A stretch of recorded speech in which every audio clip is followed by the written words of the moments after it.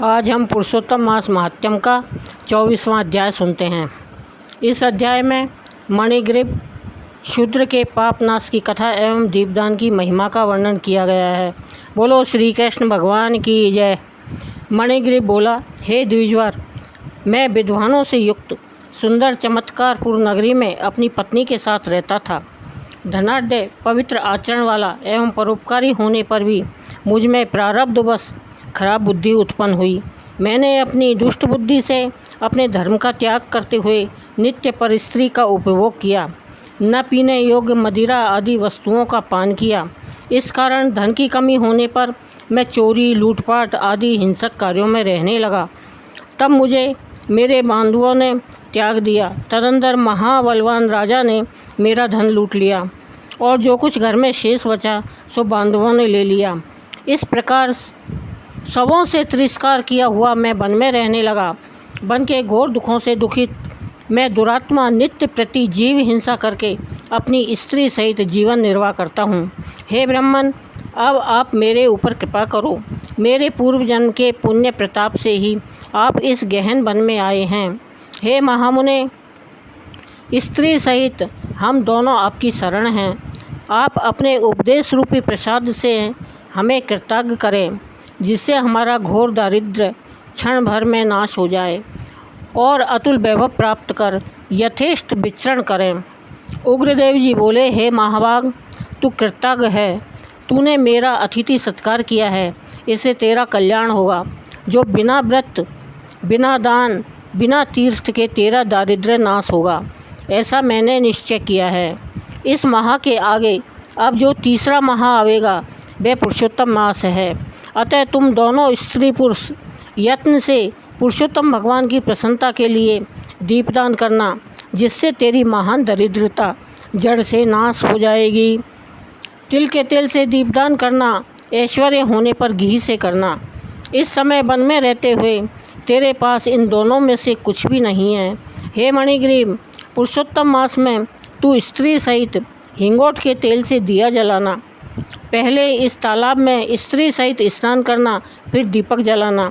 तेरे अतिथि सत्कार से प्रसन्न होकर मैंने वेद द्वारा प्रतिपादित यह उपदेश स्त्री सहित तुम दोनों को दिया है।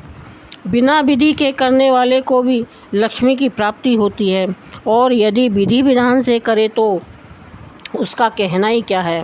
वेद में कहे हुए कर्म और नाना प्रकार के दान पुरुषोत्तम मास के दीपदान की 16वीं कला की बराबरी नहीं कर सकते। संपूर्ण तीर्थ, सब शास्त्र, योग, ज्ञान, सांख्य, संपूर्ण तत्व शास्त्री, कृच्छ, चांद्रायण आदि समस्त व्रत, वेद का स्वाध्याय, गया श्राद्ध, गोमती नदी के तट का सेवन, हजारों सूर्य चंद्र ग्रहण, सैकड़ों व्यतिपात योग आदि तथा क्षेत्रों में श्रेष्ठ कुरुक्षेत्र आदि और दंडकादि उत्तम वन भी पुरुषोत्तम मास के दीपक की 16वीं कला को प्राप्त नहीं कर सकते। हे वत्स, यह दीपदान धन धान्य को बढ़ाने वाला, पशु, पुत्र, पौत्र, यश, वैभव आदि को देने वाला अत्यंत गुप्त है।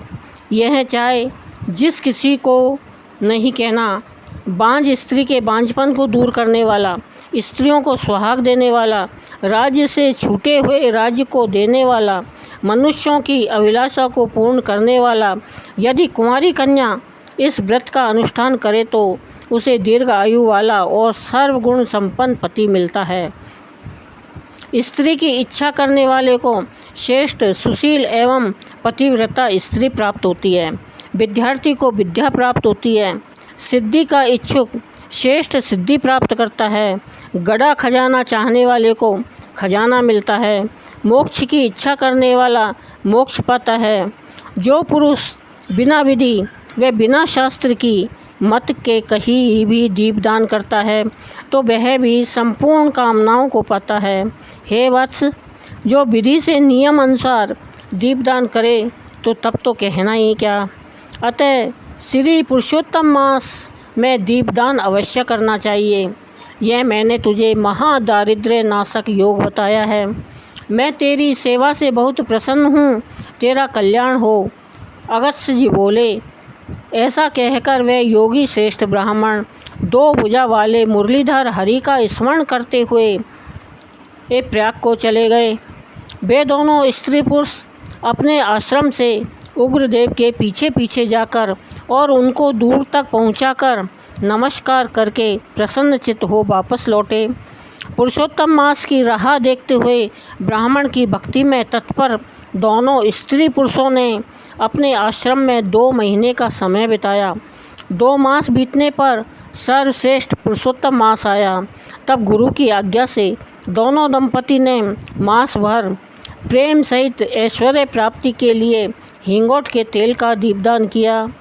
तब वे निर्मल मन होकर कुछ समय बाद मृत्यु को प्राप्त हो स्वर्ग को गए। वहाँ अनेकों प्रकार के सुख भोग कर भरतखंड में उग्रदेव की कृपा से द्विज वर्ण में जन्म को प्राप्त हुए। पूर्व जन्म में मृग हिंसा करने वाला जो मणिग्रीव शूद्र था, वही तू इस जन्म में राजा वीरबाहु का पुत्र चित्रबाहु के नाम से प्रसिद्ध हुआ। इस समय जो तेरी चंद्रकला नाम की पटरानी है, वह पूर्व जन्म में सुंदरी नाम की तेरी स्त्री थी, जो प्रतिव्रता होने के कारण अब तेरी अर्धांगिनी हुई है। क्योंकि पतिव्रता स्त्री पति के पुण्य का आधा भाग ले लेती है। श्री पुरुषोत्तम मास में हिंगोट के तेल के दीपदान करने से तुझे निष्कंटक राज्य मिला है। जो पुरुष पुरुषोत्तम मास में घी या तिल्ली के तेल से अखंड दीपदान करते हैं, तो फिर उनका कहना ही क्या है। पुरुषोत्तम मास के दीपदान का निसंदेह यही फल है। और जो उपवास आदि व्रत करते हैं, तो फिर कुछ कहना ही क्या है। वाल्मीकि जी ने बोले, इस प्रकार अगस्त्य जी राजा चित्रबाहु से उसके पूर्व जन्म का चरित्र कह तथा उनसे अभिनंदित हो अक्षय आशीर्वाद देकर अपने आश्रम को चले गए। बोलो पुरुषोत्तम भगवान की जय।